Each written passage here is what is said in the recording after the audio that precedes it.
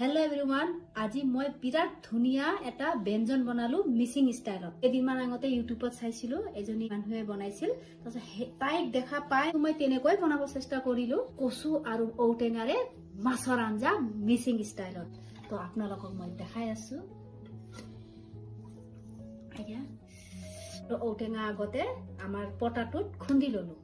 তাৰ পিছত কচুখিনি সৰু সৰু কৰি কাটিবলৈ মই কুকাৰত থেতেলাই লোৱা ঔটেঙাখিনি মই কচুৰ লগত দি দিলো, তাতে নিমখ হালদি দিলো, তাছত 3টা সিটি মাৰি দিলো। তাছত কেৰাহীত মাছখিনি ভাজাই আছিল, তাতে নহৰু 4 কোহমান, কেঁচা জলকীয়া আৰু অলপ বেহাৰ দি পলৈ মই যিখিনি সিটি কুকাৰত আছিল সেইখিনি তাতে তেল মাৰি দিলো আৰু মাছখিনি পেলাই দিলো। তাছত যেতিয়া উতল আহিল অলপ জালু আৰু আমাৰ জ্বলা খাই অলপ ভাল পায় একাৰণে মই আৰু 4টা মান জ্বলা জালুকৰ লগত পিছি দিলো। তাৰ গৰমে গৰমে মাছ। এতিয়া আপোনালোকে একো মছলা দিব নালাগে, খাইও ভাল পাব। একো বেলেগ মছলা নাই, খুব নহৰু 4 কোহমান, জলকীয়া জালুক, হালদি নিমখটো দিয়ে দিয়কচোন। কচু ঔটেঙা আৰু গৰমো পৰিছে, মস্তি লাগব।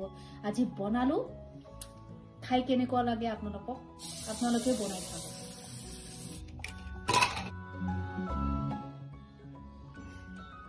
ঔটেঙাৰ গোন্ধত মই ৰবই নোৱাৰিলো, ভাতটো বাঢ়ি ললো। আপোনালোকেও এনেকৈ বনাই খাই ল'ব দেই। মোৰ ভিডিঅ'টো চাই ভাল লাগিলে লাইক কমেন্ট কৰিব। টাটা।